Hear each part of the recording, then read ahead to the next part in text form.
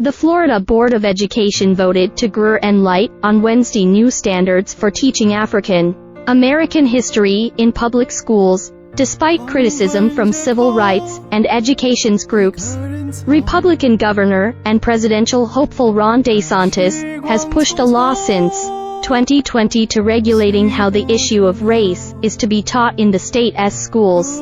And education standards and parental participation are major points of Florida's politics and the governor's campaign. State lawmakers passed legislation recently that forbids schools from telling students anyone is privileged or oppressed based on the color of their skin or race.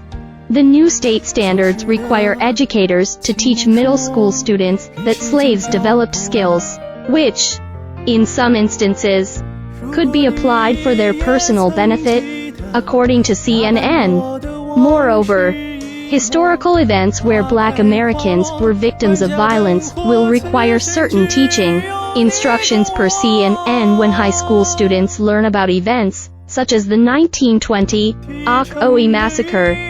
The new rules require that instruction include acts of violence perpetrated against and by African Americans. The massacre is considered the deadliest Election Day violence in U.S. history and, according to several histories of the incident, it started when Moses Norman, a prominent black landowner in the Ocoee, Florida, community, attempted to cast his ballot and was turned away by white poll workers. Similar standards are noted for lessons about other massacres, including the Atlanta Race Massacre, the Tulsa Race Massacre, and the Rosewood Race Massacre. Our children deserve nothing less than truth, justice, and the equity our ancestors shed blood, sweat, and tears for, said Derek Johnson, President and CEO of the NAACP. In a statement, it is imperative that we understand that the horrors of slavery and Jim Crow were a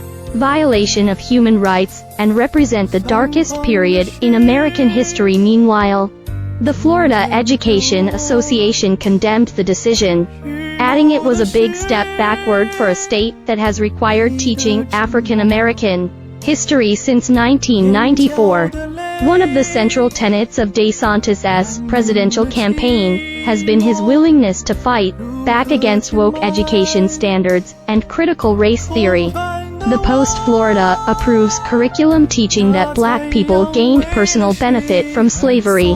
First appeared on Media E!